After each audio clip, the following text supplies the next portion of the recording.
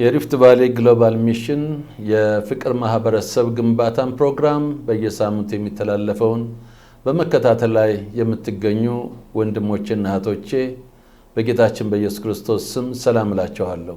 ዛሬ በፍቅር ማህበረሰብ ግንባታ ዓላማ 4ን መግለጫ ወይም ደግሞ ትምህርታዊ ማብራሪያ ሰጣለሁ።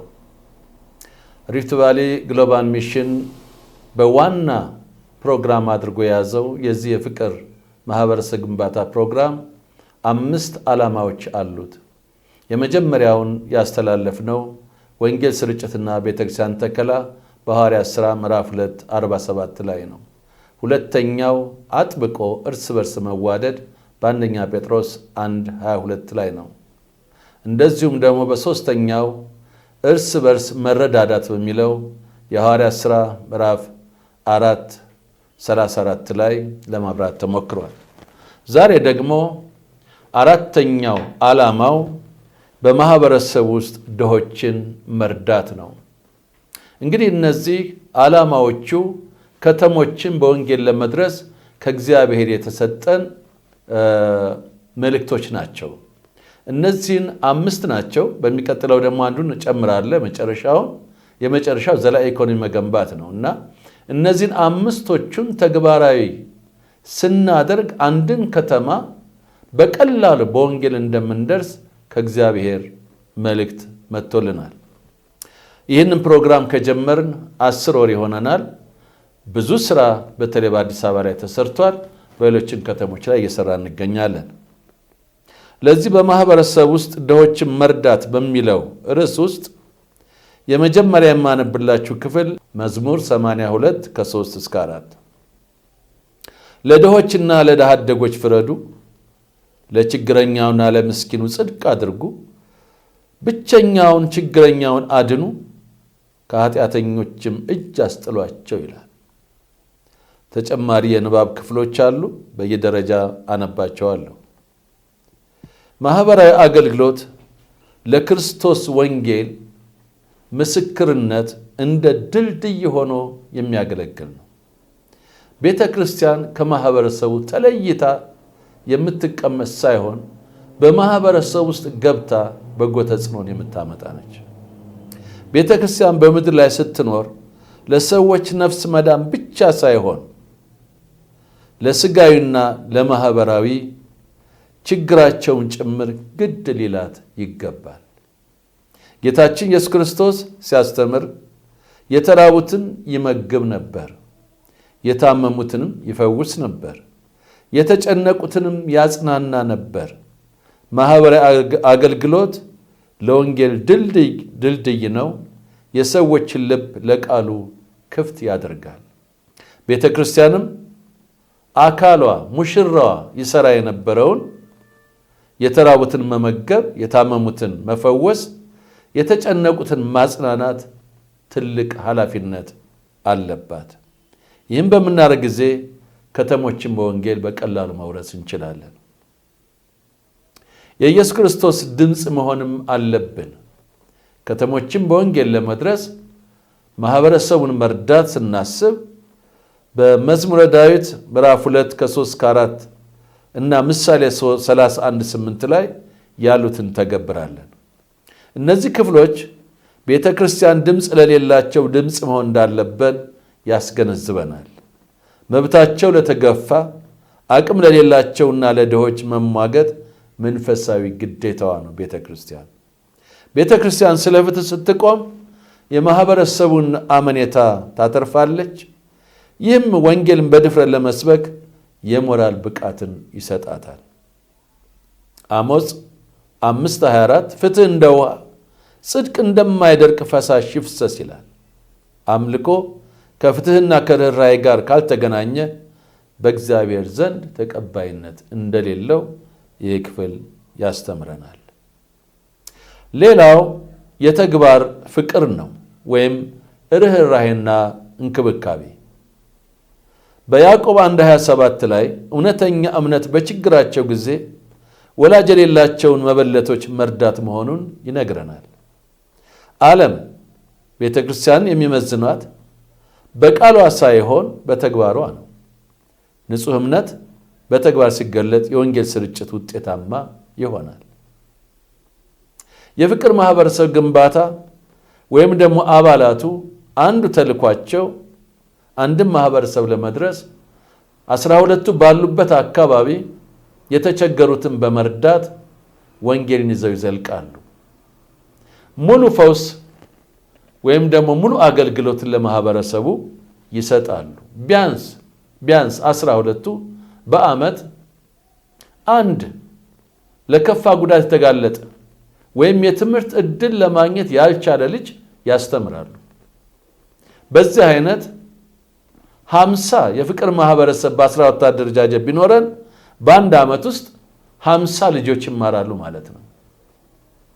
300 የፍቅር ማህበረሰብ በ12 አደረጃጀት ቢኖረን በአንድ ዓመት ውስጥ 300 ልጆች የትምህርት ዕድል ያገኛሉ ማለት ነው። ይህ እንግዲህ በበዓላት ቀን በችግር ቀን ከሚመግቡት ከሚያለብሱት ውጪ ማለት ነው። እግዚአብሔር ይመስገን። ይህም ምልክት እያየን ነው፣ እየተደረገም ነው፣ እየተፈጸመም ነው። ኢሳይያስ 58 ከ6-7 እንዲህ ይላል፣ እግዚአብሔር የሚወደው ጾም የጭቆና ቀንበር መስበር፣ ለተራበ እንጀራ መቁረስ፣ ለተቸገረ መጠለያ መስጠት ነው ይላል። ይህ ሲደረግ ብርሃን እንደ ንጋት ይበራል ይላል። ይህም የቤተ ክርስቲያን ምስክርነት በማህበረሰብ ውስጥ ደምቆ እንዲታይ ያደርጋል። የጾም ጸሎታችንን መመልከት ያስፈልጋል። ጾም ጸሎቶቻችን እግዚአብሔር የሚፈልገው አሁን ልቡ ያለው የጭቆናን ቀንበር መስበር ነው። ልቡ ያለው ለተራበ እንጀራን መቁረስ ነው። ልቡ ያለው ለተቸገረ መጠለያን መስጠት ነው። መዝሙር 107:14 ላይ እግዚአብሔር ሰዎችን ከጨለማና ከሞት ጥላ ያወጣል፣ ቤተ ክርስቲያንም ሰዎች ከተለያዩ ሱሶች፣ ማህበራዊ እስራቶች ነፃ ለማውጣት ስትሰራ የዚህ ተልእኮ ተባባሪ ትሆናለች። ዛሬ በከተማችንም በአዲስ አበባ በክልል ከተሞቻችንም ብዙ የሺሻ ቤቶች፣ የጫት ቤቶች እንዳሉ ይታወቃል። እነዚህን ወንድም ወጣቶቻችንን ከዚህ ሱስ ነፃ ልታወጣ የምትችል ቀደምት ኃላፊነት ያለባት ቤተ ክርስቲያን ነች። ምክንያቱም በቤተ ክርስቲያን ውስጥ ያለ መለኮታዊ ኃይል በየትኛውም ዓለም በሴኩላሩ ዓለም ማግኘት አይቻልም። ስለዚህ ወደ እነዚህ ማህበረሰብ ዘልቃ መግባት አለባት። በጎዳና ወደ ቆሙት እህቶቻችን መሄድ አለባት። በጎዳና ላይ ለወደቁ ልጆች ወጣቶች መሄድ አለባት። ስራዋ ብዙ ነው። ይህን ወደ ማህበረሰቡ እጆቿን ዘርግታ በምትገባበት ጊዜ እግሮቿ በማህበረሰብ ውስጥ ልቧን በማህበረሰብ ውስጥ በሚገባበት ጊዜ ማህበረሰቡ በቀላሉ ለኢየሱስ ክርስቶስ ወንጌል ልቡን ይከፍታል ማለት ነው። ይህ ነው አንድን ከተማ በወንጌል የምንደርስበት አንዱ መንገድ። ሌላው የሰማያዊና በረከት የምናገኝበትም መንገድ ነው። ማህበረሰብን ማገዝ ሰማያዊ በረከትን የምናገኝበት ትልቁ መንገድ ነው። ማትረፊያችን ነው እንጂ መክሰሪያችን አይደለም። መዝሙር 41:1-2 ላይ ለድሃ የሚያስብ ምስጉን ነው ወይም ብፁዕ ነው ይላል። ለካ ብፅዕና መስጠት ነው። እግዚአብሔር በችግር ቀን ያስጥለዋል፣ ይጠብቀዋል፣ በምድር ላይ ባርኮ ያኖረዋል። እግዚአብሔር ስሙ ይባረክ። ማህበራዊ ኃላፊነትን መወጣት የግልና የጉባኤ በረከት ምንጭ ነው። እንደ መስጠት ያለ ብፅዕና የለም።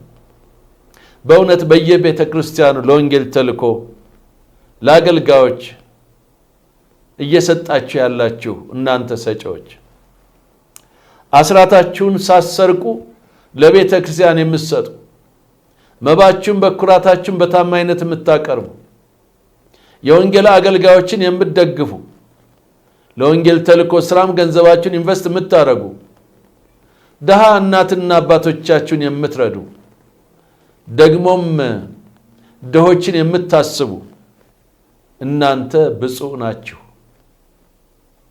እግዚአብሔር ባርኳችኋል፣ መንገዱን ማሳይቷችኋልና ሳትሰለቹ ቀጥሉ። እግዚአብሔርም በምድር ላይ ሁሉ ይባርካችኋል። እግዚአብሔርም ያስመሰግናችኋል። እግዚአብሔርም ባልጋችሁ ላይ ያነጥፍላችኋል። እግዚአብሔር ጥበቃውን ያበዛላችኋል። ለስሙ ክብር ምስጋናም ያደርጋችኋል። እናንተ ሰጪዎች እግዚአብሔር በሕይወታችሁ ስላደረገ ደስ ይበላችሁ። እናንተ ደግሞ በገንዘብ ፍቅር የተለከፋችሁ፣ ገንዘብ ስታገኙ ደስ የሚላችሁ፣ ደስታችሁም በገንዘብ ሐዘናችሁ በገንዘብ ላይ የሆነ ከእግዚአብሔር አምላክ ፈውስ ያስፈልጋችኋል። ምክንያቱም እናንተ ጋር የነገሰው ገንዘብ ነው።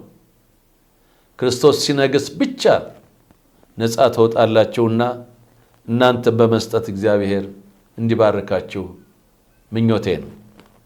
ምሳሌ 19:17 ላይ ምሳሌ 19:17 ለድሃ ቸርነትን የሚያደርግ ለእግዚአብሔር ያበድራል ይላል። ቤተ ክርስቲያን ለችግረኞች ስትሰጥ እግዚአብሔርን እያገለገለች መሆኑን እርሱም ብድራቷን እንደሚመልስ ማመን አለባት። ድሆችን የምታገለግል ቤተ ክርስቲያን የዓመታዊ አስራት ገቢዋን የአንድ ወሩን ለወንጌል የምታረግ ድሆችን የምታስብ ቤተ ክርስቲያን እግዚአብሔር ያበዛታል፣ ያበዛታል፣ አሁንም ያበዛታል። ትልቅ በረከት ነው። በምድራችን በኢትዮጵያ እንዲህ አይነት ቤተ እምነቶች እጅግ በጣም ብዙ ናቸው። እንዲህ አይነት አጥቢያዎች እጅግ በጣም ብዙ ናቸው። ስለ እነሱ እግዚአብሔርን አመሰግናለሁ። ገና ይጨምራሉ። ማቴዎስ 25:40 ጌታ ከነዚህ ከታናናሾቹ አንዱ ስላደረጋችሁት ለኔ አደረጋችሁት ይላል። ድሆችን መርዳት በቀጥታ ክርስቶስን ማገልገል ነው። በቀጥታ ክርስቶስን ማገልገል ነው። የክርስቶስ ልብ ነው። እኛም የክርስቶስ ልብ ስላለ እሱም ወደ ተጨቆኑት፣ ወደ ተራቡት፣ ወደ ተጣሉት ይሄድ ስለነበረ ድሆችን ማሰብ በእውነት ከክርስቶስ ጋር መስራት ነው።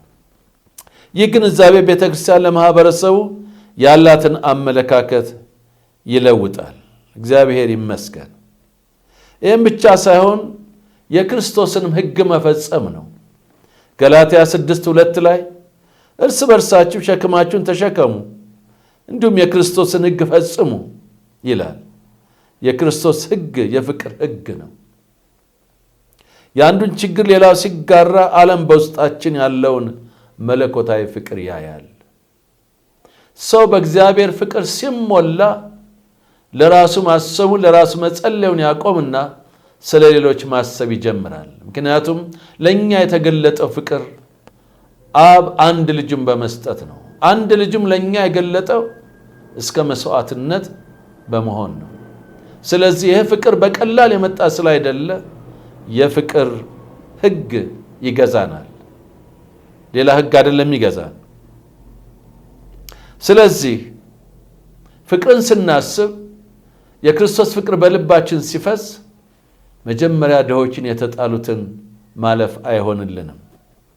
በሉቃስ 4:18 ጌታ ኢየሱስ ዓላማ ለድሆች ወንጌል መስበክ፣ ለታሰሩት መፈታት፣ ለታወሩት ማየትን መስበክ ነው። ቤተ ክርስቲያን የክርስቶስ አካል እንደመሆኗ ይህንን የነጻነትና የፈውስ አገልግሎት የመቀጠል ኃላፊነት አለባት።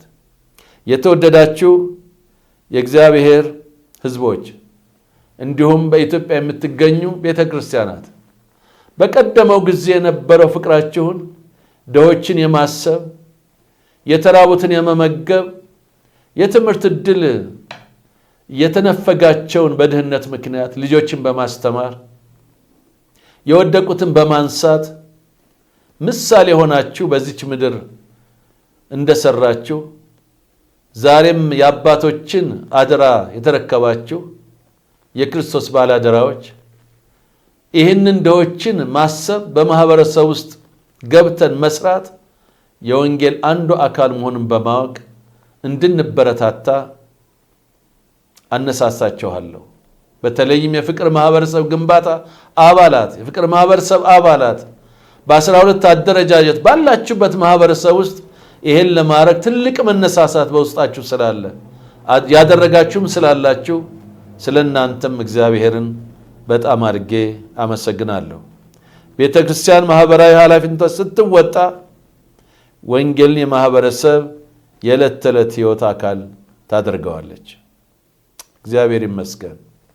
ቤተክርስቲያን ማህበራዊ ኃላፊነቷን ስትወጣ ወንጌልን የማህበረሰቡ የዕለት ተዕለት ሕይወት አካል አድርጋ ትወስደዋለች። ድሆችን መርዳት፣ ለተገፉ መቆም በራሱ ጸጥ ያለ ስብከት ነው። ጸጥ ያለ ስብከት ነው።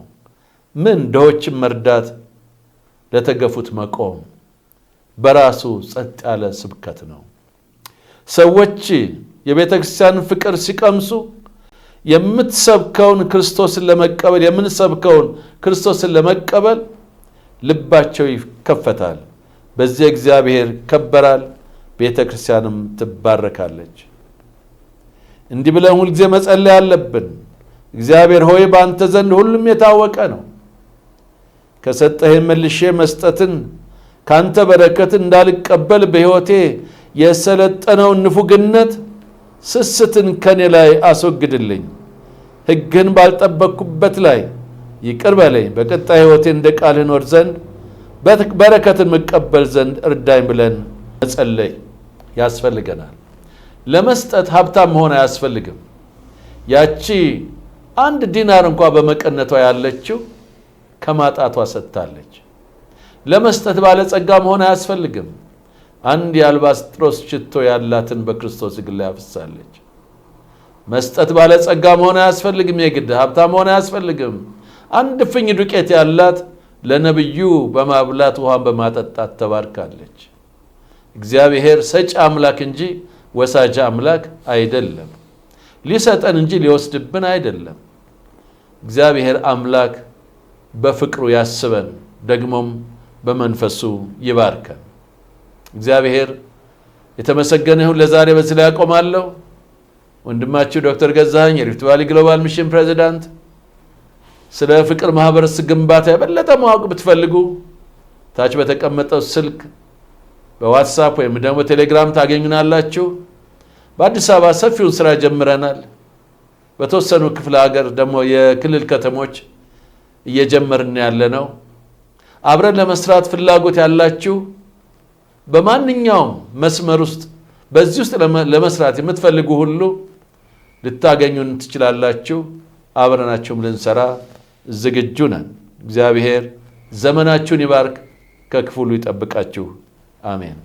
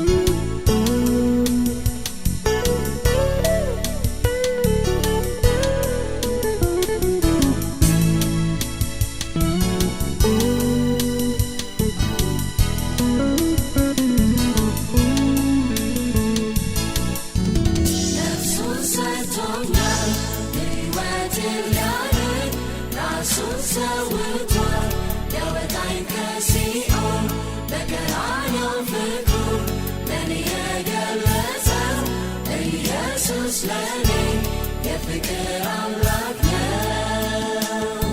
ጌታን እወደዋለሁ የፍቅር አምላክ ነው። ጌታን እወደዋለሁ የፍቅር አምላክ ነው።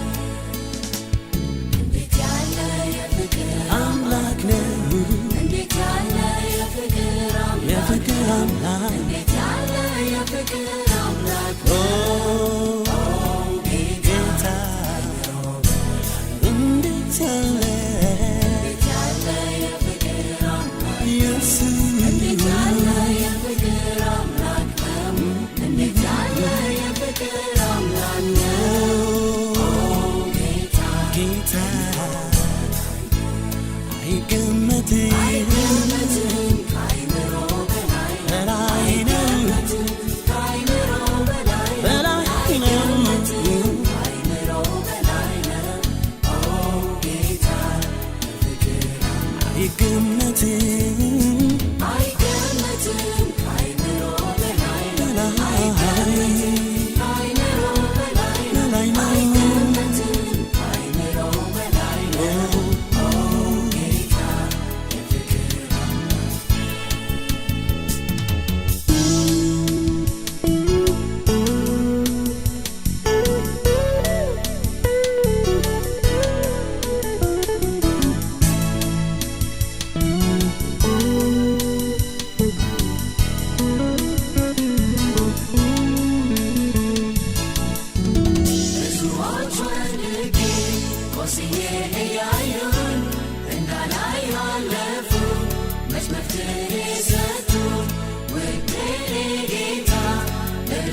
ሲመጣ ቁስሌን በዘይት ቀብቶ ፈወሰኝ። እወደዋለሁ የፍቅር አምላክ እወደዋለሁ የፍቅር አምላክ እንዴት ያለ የፍቅር አምላክ ነው። እንዴት ያለ የፍቅር አምላክ እንዴት ያለ የፍቅር አምላክ ጌታ እንዴት ያለ የፍቅር አምላክ ኢየሱስ እንዴት ያለ የፍቅር አምላክ ነው። እንዴት ያለ የፍቅር አምላክ ነው። ጌታ አይገመትም ከአይምሮ በላይ ነው። ከአይምሮ በላይ ነው። ጌታ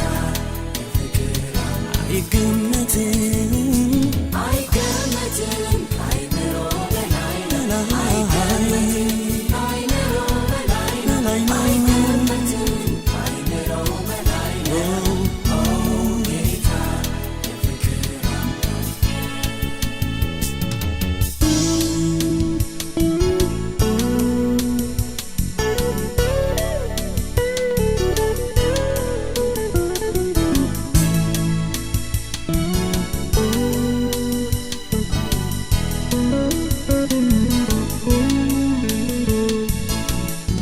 ስለ ፍቅሩ ብዛት አልችልም መናገር።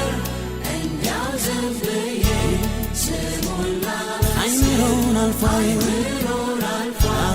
አይገመትም የኔ ጌታ ኢየሱስ ይክበር ለዘላለም። ጌታ እወደዋለሁ የፍቅር አምላክ